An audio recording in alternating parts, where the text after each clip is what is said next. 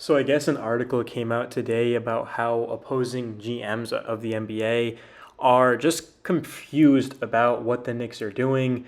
And in the article, it states that Donovan Mitchell, even himself, said that he thought he was going to the Knicks.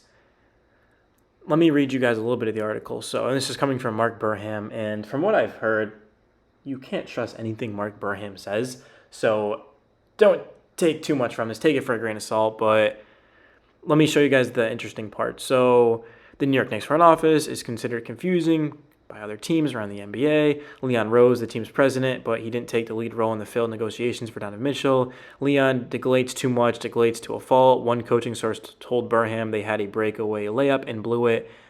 So here's the thing about the New York Knicks. And I'm gonna say we because I've been a Knicks fan my whole life, and I watch every Knicks game. I follow the Knicks every day. I'm obviously not on the New York Knicks, but if you're a Knicks fan, bro, like it's we're all in this together. We just never can win. We never can win. We trade for Donovan Mitchell. You just gave up your entire future, and you might not even get out of the second round. We don't trade for Donovan Mitchell. You blew a layup. You had it in your hands.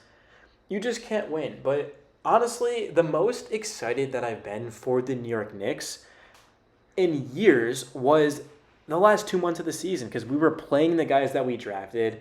We had a top 10 defense. Emmanuel quickly looked like a legit star. He was starting. I mean, all year long, we were talking about, is quickly the guy? Can he really be a starting point guard?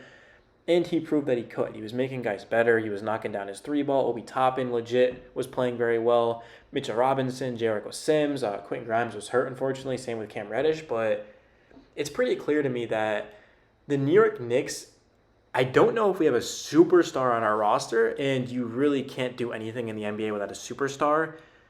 But I do see a lot of potential in RJ Barrett. I see a lot of potential in Quentin Grimes on the screen right there. Obi Toppin has potential.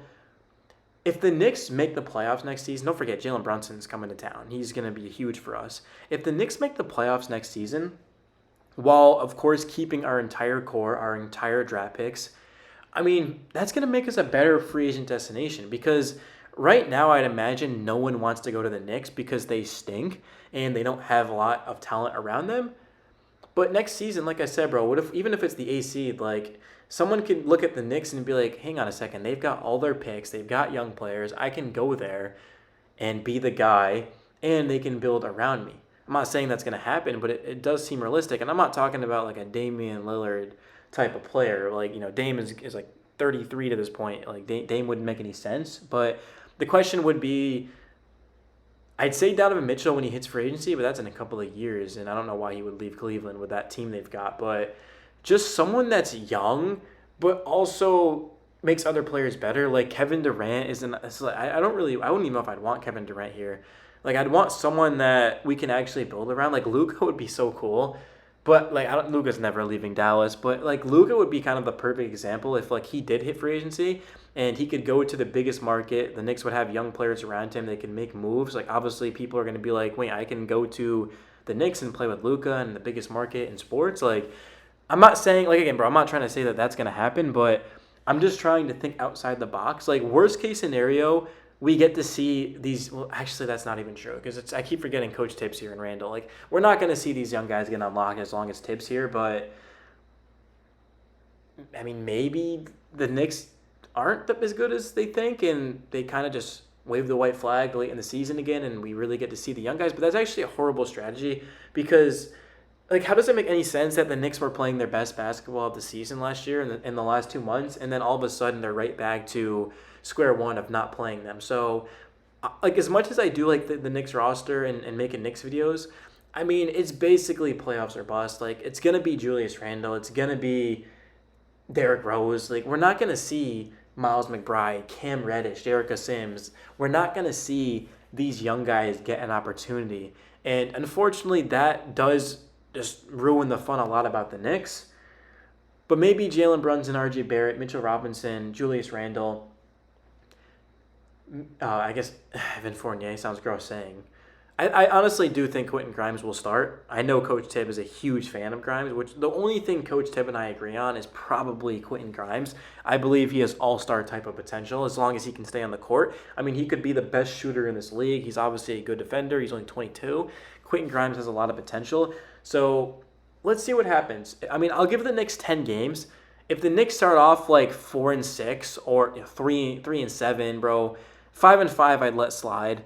But if the Knicks don't get off to, I'm not asking to go 8-2, bro. But I mean, if the Knicks are not, if they have to be 6-4, 5-5, then I'm okay with Coach Tibb and playing the vets and trying to get into the playoffs. But at the end of the day, the Knicks are not winning the championship. So why can't we at least just play the young guys that we drafted and we took a chance on, for a reason? Like, can we actually see what they're capable of? Because for a longest time, I thought Obi Toppin wasn't just good. I thought he was a bust. And then all of a sudden, every time he's played 30 or more minutes, he looked good. So it goes to show the Knicks actually could be onto something, but they are confusing their opponents, and I do think it's in the best way possible. I mean, no one expects anything of the Knicks next season. They're just going to be talking about how we failed on Mitchell, but I think I can speak for the majority of Knicks fans. I know I can speak for the majority of Knicks fans. We are glad that we did not get Donovan Mitchell because of the price. Like, I'm not giving up RJ Barrett for Donovan Mitchell. That's completely absurd. RJ Barrett is our guy. And before we can jump to conclusions, I said in the beginning of the video that we probably don't have a superstar. RJ Barrett is the closest thing we have to a superstar. I mean, I know he's a volume shooter and he's inconsistent and things like that, but remember, we brought in Jalen Brunson, so expect Randle and RJ and Mitch to have significantly better seasons. But it's currently 11:54. I just watched both those football games. I've made like 6 videos today. Knicks fans, I love you guys. And if you made it to the end of the video, I need you to go down below. And I always think of something at the top of my head for you guys. Comment your favorite, ready for this, Amari Stoudemire moment. For me personally, it has to be, this is kind of sad to say, but it's got to be where he refused to help Shane Battier up. I can't think of a better Amari moment. He was always injured. Can somebody let me know of a better Amari moment, please? I just can't think right now. I'm tired and stuff. But yeah, guys, it's your boy Knicks Daily. Smash the like button, subscribe, and I'll see you in the next one. Peace.